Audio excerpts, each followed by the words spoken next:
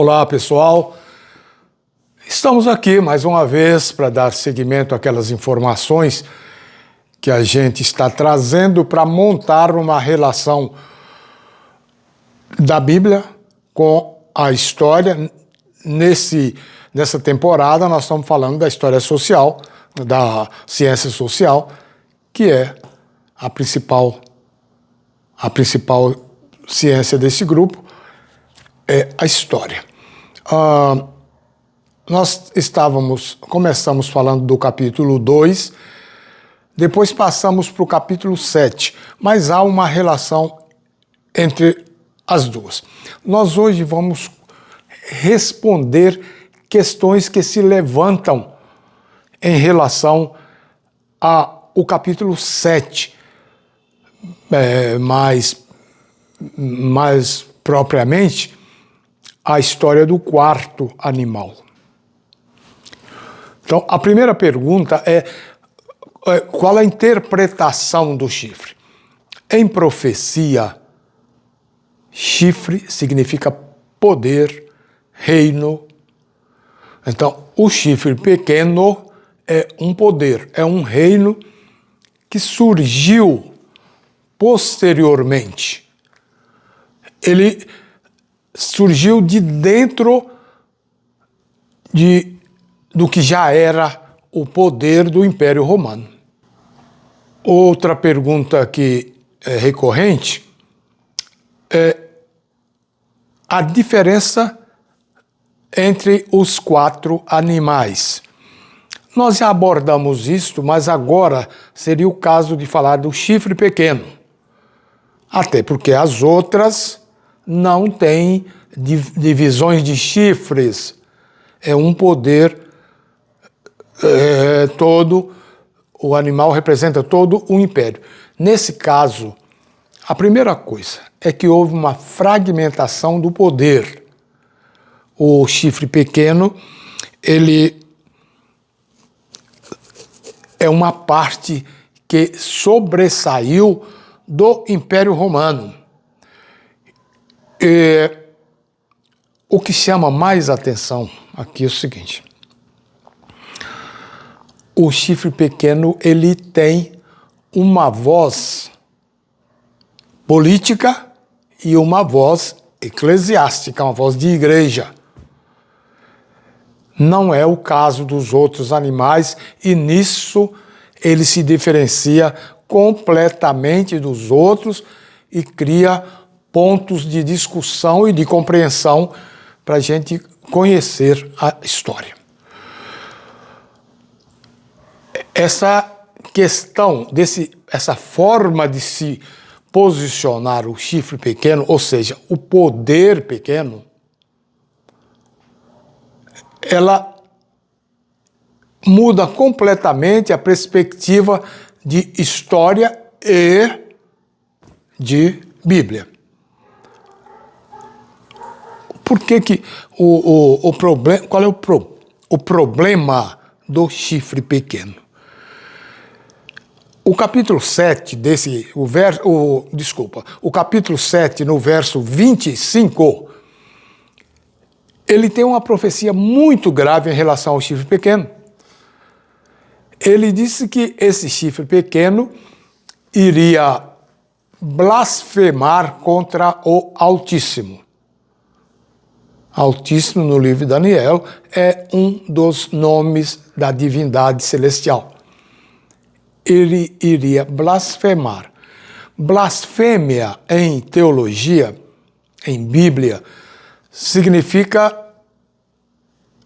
arrogar para si prerrogativas de Deus, prerrogativas da divindade.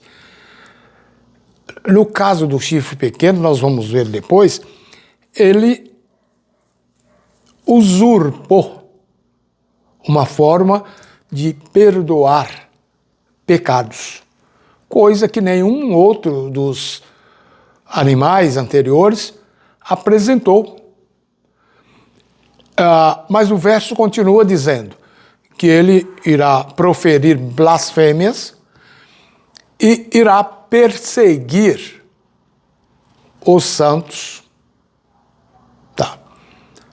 Essa perseguição, gente, fica muito evidente, porque no contexto, Daniel diz que isso iria durar 1260 anos. Houve uma grande perseguição no tempo de Domiciano. Porém, a perseguição maior mesmo e mais extensa mesmo começou no ano 538 com Justiniano. E essa perseguição não é de Justiniano, porque Justiniano é o quarto animal. Quem faz a perseguição é o chifre pequeno do animal, que aparece lá em Daniel 7:25.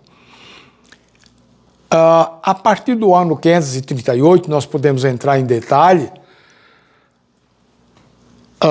Justiniano conferiu à igreja da cidade de Roma poder de julgar, acusar os dissidentes da sua forma de crer. Ou seja, completo cerceamento da liberdade de consciência e de crença. E Daniel diz que esse tempo iria durar por 1260 anos. Essa pressão ideológica com ares de religião, eu digo com ares porque o Império Romano nunca se tornou um império cristão. Apenas na época de Constantino, ele pôs uma máscara de cristianismo e o próprio imperador dirigia o Estado, dirigia a igreja, como nós falamos na vez passada. Então, o marco para essa perseguição é o ano 538, quando Justiniano confere à igreja que estava lá na cidade de Roma, ele confere essa autoridade. Mas como o assunto ia durar 1260 anos, caprichosamente, nós assistimos isso na história. No ano de 1798, o general Alexandre Berthier, por mando de Napoleão Bonaparte, acaba com a farra da igreja de Roma, prendendo o seu chefe, prendendo e deportando o seu chefe. Ele foi simplesmente deposto. Então, esse animal, esse chifre pequeno, ele agiu, até agora nós falamos em duas instâncias. A primeira instância é quando ele blasfema. A segunda instância é quando ele persegue. Mas há uma terceira, não necessariamente nessa ordem cronológica. O texto diz que ele iria cuidar de mudar o tempo e a lei do Altíssimo. Se você prestar atenção, nesses últimos séculos, desde que nós conhecemos, desde toda a idade cristã, o que foi mesmo que mudou de substancial na lei de Deus? Foi o quarto mandamento. A igreja, com sede em Roma, absorveu essa mudança, porque realmente foi uma negociata que a igreja fez, Constantino, Justiniano mais tarde, e a igreja de Roma impôs essa negociata no Concílio de Nicéia, apesar de a proposta começou ainda com o imperador Constantino, no ano 321. E, se você prestar atenção, qual foi o mandamento que mudou? O quarto mandamento. Sim, mas por que, se são 10, por que teria que ser exatamente este? Esse é um fator importantíssimo. O quarto mandamento é o único que aponta um Deus criador. Se este Deus dos hebreus, o Deus de Daniel, o Deus dos cristãos, não é mencionado sob força de lei do quarto mandamento, ele pode ser olvidado, e isso é dar corda à geração espontânea, isso é dar corda à pretensa evolução das espécies, isso é dar corda ao ateísmo. E a quem interessa isso? Se você prestar atenção, o interessado imediato disso é o próprio diabo. Porque o diabo não tem poder de criar, mas ele quer passar como alguém que tem esse poder.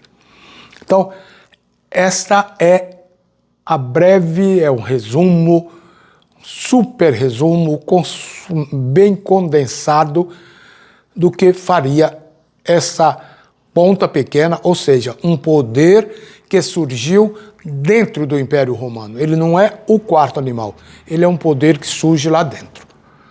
Nós vamos voltar a esse assunto e estamos à disposição para conversar sobre ele a hora que qualquer um de vocês quiser.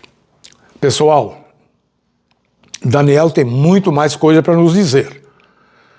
Nós não destrinchamos tudo do capítulo 7, mas precisamos de pular para o capítulo 8.